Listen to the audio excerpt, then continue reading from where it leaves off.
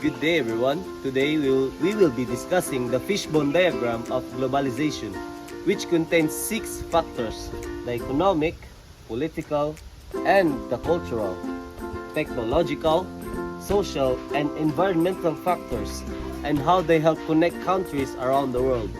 So, let's start with our dearest friend, Vinel Zayas, to report about the economic factors. So, let's go. I am Cadet Zayas, and I am going to be the one discussing the economic factors. Let's start with the international trade. This is simply when countries buy and sell goods and services with each other. Because of international trades, products can reach people in different parts of the world, and it also helps countries grow their economies. For example, the Philippines exports bananas to Japan, and Japan exports raw materials to the Philippines, which benefits both countries. Next is the foreign direct investment, or FDI. This is when a company invests in another country by building factories or opening business there. It helps create jobs and supports the local economy. A good example of this is Toyota building a car factory in the Philippines. The third one is the global markets. Thanks to globalization, businesses are no longer limited to selling them in their own country. They can now reach customers all over the world. And one good example of this is when Apple sells iPhones in many different countries, making its products available to millions of people. Now we're moving on to multinational corporations, or MNCs. There are big companies that operate in many countries. They provide products and services worldwide, which also create jobs in different places. One example is McDonald's, which has branches in many countries around the world. And lastly, we have the outsourcing of jobs. This is when a company lets people from another country handle certain jobs and services. Companies often do this to reduce costs while still providing good quality work. For example, the many US companies hire Filipinos as call center agents to provide customer support. And that's all for the economic factors. Now let's move on to the next one, which are the political factors, which will be reported by our friend Melo Sumingin. Back to you, Lloyd. Good day everyone, I am Cadet Melo Sumingin, and today I'll be discussing the political factors of globalization. First, we have international organizations such as the United Nations and the World Trade Organization. These organizations help countries work together to solve global problems, promote peace, and improve trade and development. For example, the United Nations provides humanitarian aid to countries affected by natural disasters. Next is trade agreements. These are agreements between two countries that reduces trade barriers, making it easier and less expensive to buy and sell goods with one another.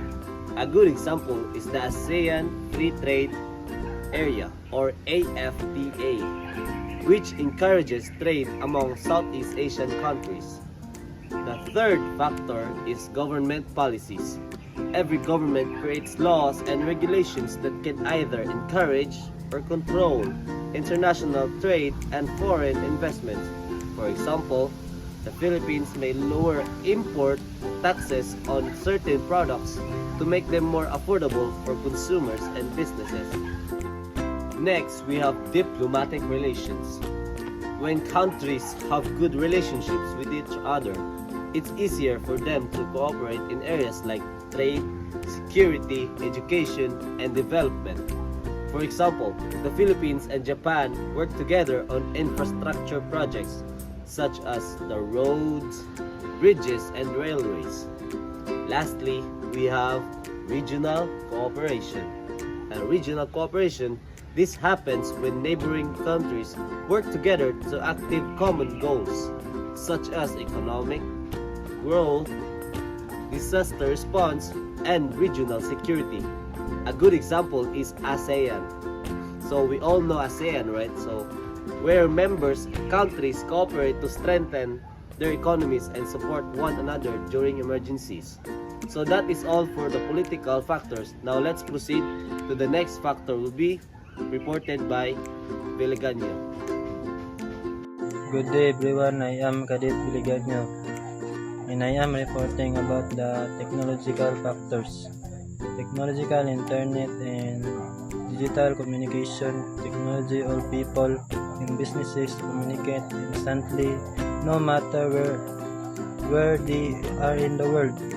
Example, students attend online classes through Zoom. Transportation improvements. Better transportation system make it faster and easier to move people in products across countries. Example, cargo ships transport products across countries. Artificial intelligence AI helps people work efficiently by automating tasks, solving problems, and improving productivity. Example, ChatGPT helps students and professionals with tasks. E-commerce. Online shopping platforms let people buy and sell products from different countries with a few clicks. Example, people buy in products Amazon or Shopee. Information sharing. Technology allows news, idea, and knowledge to spread quickly around the world. Example, news about world event is shared instant online. Good evening everyone, I am Cadet Luna and my topic is about cultural factors. So, the word cultural is an adjective that describes things relating to shared ideas, costumes, arts, and social behavior of specific group of our society. So first is social media influence. Social media helps people describe trends, ideas, and cultures from different parts of the world. Example, TikTok. TikTok trends become popular worldwide. Next is cultural exchange. People learn about and appreciate other cultures by sharing traditions, costumes, food, and beliefs. Example, Filipinos celebrate Korean festivals after learning about them. Next is global entertainment. Global entertainment, movies, music, games, and TV shows are enjoyed by audience from many different countries. Example, K-pop is popular in the Philippines. Next is tourism. Traveling allows people to experience different cultures while also supporting local business and economies. Example, foreign tourists visit Boracay. Next is spread of language.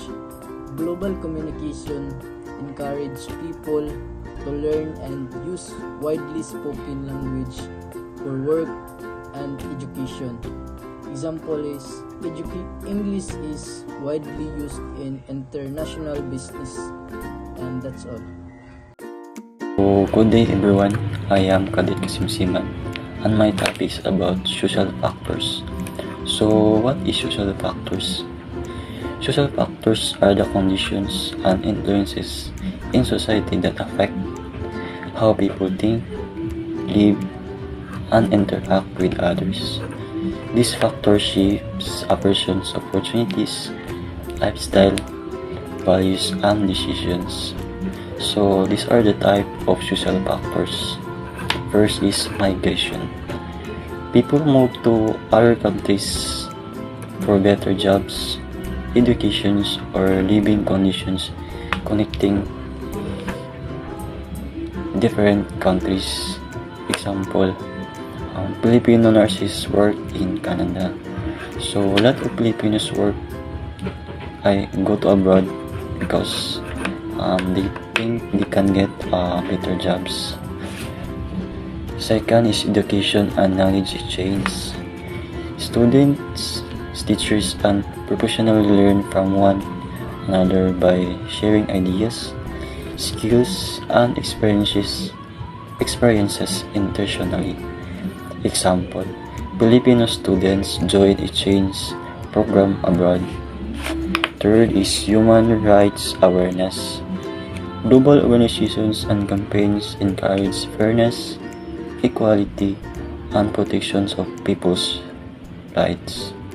Example, international campaigns against child labor. Fourth is urbanization. Cities continue to grow as businesses expand and more people move to urban areas for opportunities. Example, Metro Manila continue to expand due to business growth. The last is cultural diversity. Different cultures interact, allowing people to appreciate and learn from one another while enriching society. Example, Filipino communities celebrate Chinese New Year alongside the local traditions. So that's all of my topic, everyone. Thank you. And now, we are down to the last part, which are one of the most important ones, the environmental factors. First, we have climate change. Climate change is a global issue that affects every country, so no nation can solve it alone. Because of this, countries work together to reduce greenhouse gas and emissions to protect the environment. For example, many of the countries cooperate through climate action plans to lower carbon emissions and slow down global warming. Next is the pollution across borders. Pollution doesn't stay within one country.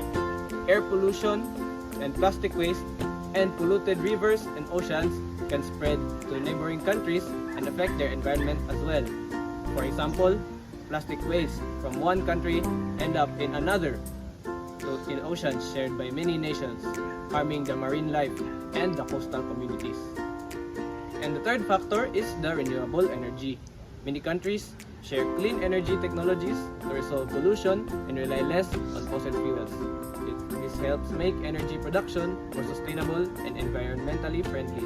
An example of this is the Philippine imports that uses solar panels to generate cleaner electricity. Next, we have international environmental agreements. Countries sign agreements to work together in protecting the environment and solving global environmental problems. These agreements encourages nations to take actions and support one another. A good example is the Paris Agreement, where countries commit to reducing the effects of climate change. Lastly, we have sustainable development. This means meeting the needs of people today without harming the ability of future generations to meet their own needs. It promotes the responsible use of natural resources while still supporting economic growth. For example, many companies now use recyclable packaging to reduce waste and help protect the environment. Now, to conclude all the factors of globalization, work together to connect countries, promote cooperation, address global challenges, and thank you everyone. And that's the end of our presentation. Bye-bye. Ingat.